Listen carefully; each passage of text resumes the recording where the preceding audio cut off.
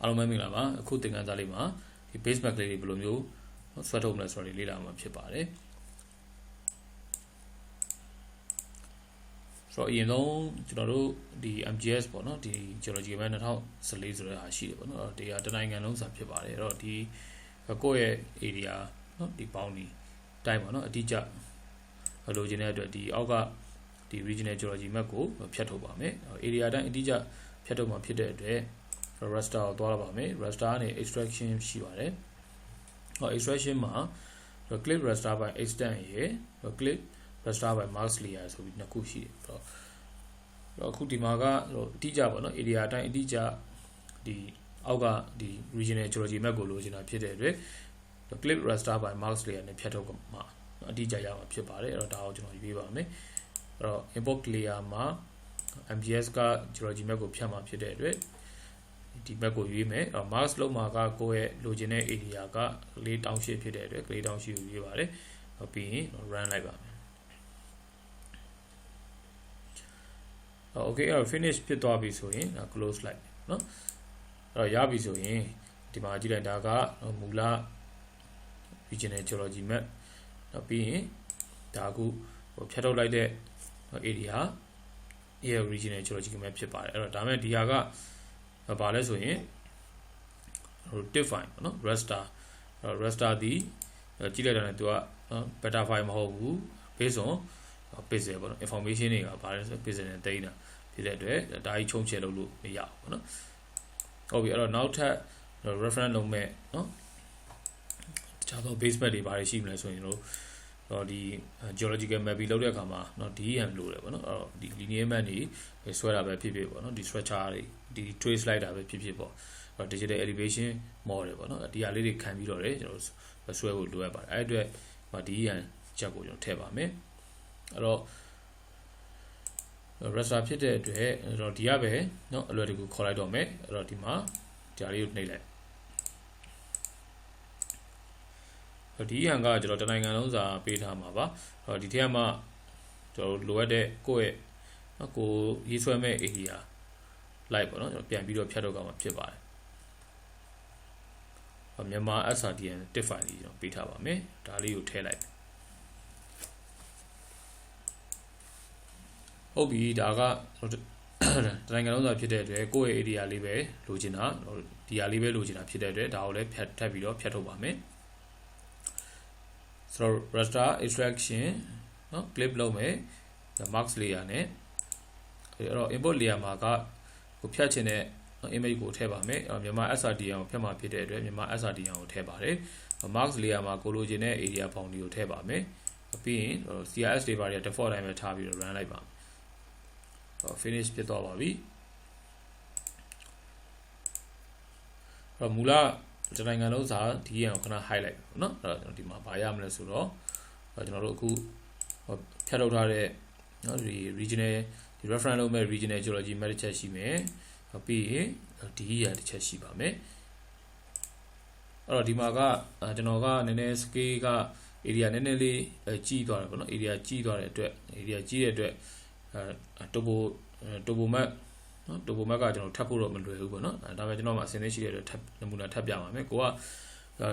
scale ကြီး map တွေပေါ့နော် area သေးသေးပေါ့နော်ဒီ project area ဒီ geological map ဆွဲတဲ့အခါကျရင်topo map တွေကိုလည်းကျွန်တော်အောက်ကနေပြီးတော့ base map အနေနဲ့ထားပြီးတော့ဆွဲရမှာဖြစ်ပါတယ်အဲ့တော့ဒီမှာ raster နေပြီးတော့နော် UTM map တစ်ချက်ခေါ်လိုက်ပါမယ်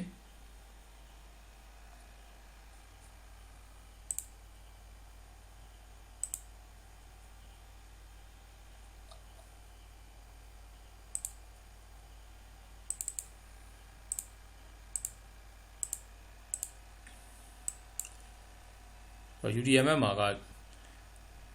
ကျွန်တော်တို့ကွင်းစတဲ့အခါမှာပေါ့နော်သုံးခဲ့တဲ့ဒီ map ဖြစ်ရင်တော့ပို့ပြီးတော့ကောင်းတယ်ပေါ့နော်တချို့ကကျတော့ one inch map ပေါ့နော် one inch map ကရင်တော့ကျွန်တော် map တွေပေါ့နော်one inch map ကိုသုံးပြီးတော့ကွင်းစပြီးတော့မှတ်လာတယ်လည်းရှိတယ်နောက်ပြီးတော့ UTM map မှတ်လာတယ်ရှိဘယ်ဟာကိုပဲမှတ်လာအခုကျွန်တော်တို့လုပ်နေတာဒီEPSC4326 ပေါ့နော်ဒီ WGS84 ပေါ်ပဲအလုပ်လုပ်နေတာဖြစ်တဲ့အတွက်နော်အဲ့တော့ဒီ coordinate reference system ကိုဒီပေါ်မှာပဲတက်တက်ထားပြီးအကုန်လုံးကို geo reference လုပ်ထားမှာဖြစ်ပါတယ်အခုဒီမှာတော့ georeference လုပ်ပြီးသားဖြစ်တဲ့အတွက်ဒီတိုင်းပဲဆွဲထည့်လိုက်တာဖြစ်ပါတယ်အဲ့တော့ဒီအောင်လည်းတော့ဒီမှာ raster extraction လုပ်လိုက်မယ်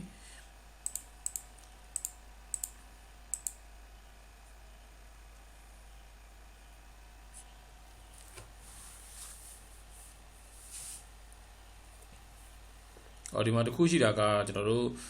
ကเนาะဒီ area မှာတချို့ဒီရှေ့ကဆရာကြီးလုပ်ခဲ့တဲ့ဒီ geological map တွေရှိတယ်ပေါ့နော်ဒါတွေကိုကိုယ်ကပြန်ပြီးတော့ဒီ reference လုပ်ချင်တယ်အောက်မှာထပ်ပြီးတော့ဒီ GIS မှာထပ်ကြည့်ချင်တဲ့အခါကျကျွန်တော်တို့ကအဲ့ဒီ map တွေကိုဘာလို့ကမလဲ georeference ပြန်လုပ်ကြမယ်เนาะ georeference လုပ်ပြီးကမှဒီမှာပြန်ပြီးတော့ထည့်ပြီးတော့သုံးလို့ရမှာဖြစ်ပါတယ်အခုကတော့ကျွန်တော်တို့လေ့ကျင့်လွယ်အောင်ကျွန်တော်ဒီ MGS က geological map ကိုပဲเนาะဒီထည့်သွင်းပြီးတော့တင်ကြားပေးထားဖြစ်ပါတယ်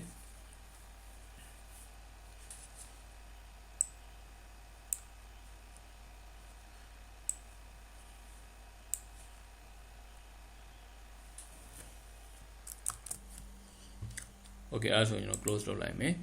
အဲ့တော့ဒီမှာဖြတ်ထုတ်ထားတဲ့ဒီ UDN ဟော define ပေါ့နော် define ကိုဒီမှာတွေ့ရမှာဖြစ်ပါတယ်နောက်က background အမေအောင် background တော့ပါနေအဲ့တော့ဒါကတော့ကျွန်တော်နော်ရှင်းပြပြတော့ပေါ့နော်အမေအောင် background တော့ဖြောက်ဝင်ပြတော့ဘူးအဲ့တော့ဒီအခုသင်ခန်းစာလေးမှာတော့ကျွန်တော်တို့အဓိကကတော့ဒီလိုအပ်တဲ့ပေါ့နော်ဒီ reference လုပ်မဲ့ဒီ base map တွေကိုဘယ်လိုမျိုးနော်ဒီဆွဲထုတ်မလဲဆိုတာလေးလေ့လာမှာဖြစ်ပါလေ့လာဖို့အတွက်ဖြစ်ပါတယ်အဲ့တော့အရင်ဆုံးက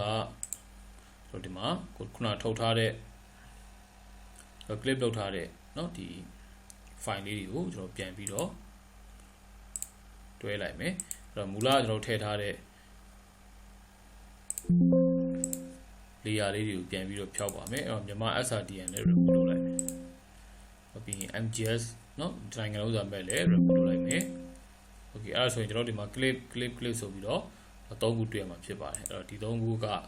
ဒါ reference အနေနဲ့ကိုကထားပြီးတော့သုံးမယ်နော်ဒီ image 3ခုဖြစ်ပါတယ်အဲ့တော့တစ်ခုရှိတာကဒီ clip တွေကိုကျွန်တော်တို့ကဗာပြန်လုပ်မလဲဆိုတော့တီးကြပါတော့ဒီ file တစ်ခုပြန်ပြီးတော့ထုတ်ထားပါမယ်အဲ့တော့ clip right click export save လုပ်လိုက်မယ်အဲ့တော့ geodefine ဖြစ်ပါတယ်အဲ့တော့ file name ပေးပါမယ်အခုက geology ဖြစ်တဲ့အတွက်ကို area အတွက်နော် reference ထားမယ် geology ဖြစ်တဲ့အတွက် KLAY ကလေး GOLOGY လို့ပေးလိုက်မယ် save လိုက်အဲ့တော့ CRS ကလည်းမှန်ပြီဆိုရင် okay လိုက်မယ်နော်အဲ့တော့ layer export ဖြစ်သွားပြီဆိုရင်ဒီ clip လောက်ထားတဲ့ဟာကိုဖြောက်လိုက်တော့ remove လုပ်လိုက်နော်ဟုတ်ပြီအဲ့တော့ဒီမှာဒါအခုထုတ်လိုက်တဲ့နော် geology define ဖြစ်ပါတယ်အဲ့တော့နောက်တစ်ခုဒီမှာ UDN ပေါ့နော် UDN လည်းထားလို့ပဲနော် right export လုပ်လိုက်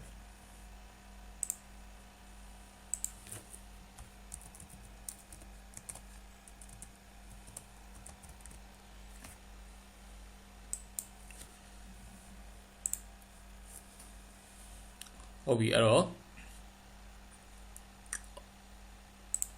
သူကတော့နည်းနည်းလေးကြာမယ်ပေါ့နော် file size နည်းနည်းလေးတဲ့အတွက်နောက်တစ်ခုကျွန်တော်တို့ DEN ကိုလည်းဒီတိုင်းပဲ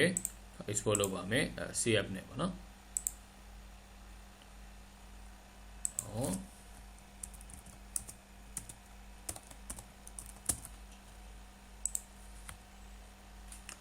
CRS coordinate reference system မှန်ပြီအဲ့ဆိုရင် okay လိုက်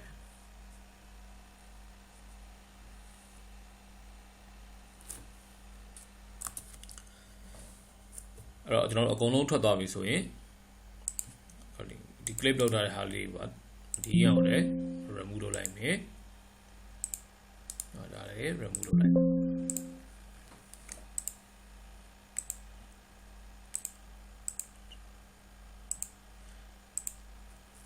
โอเคဟုတ်ပါပြီအခုသင်ခန်းစာလေးကတော့เนาะဒီ geological mapping အတွက်လိုအပ်တဲ့ဒီ reference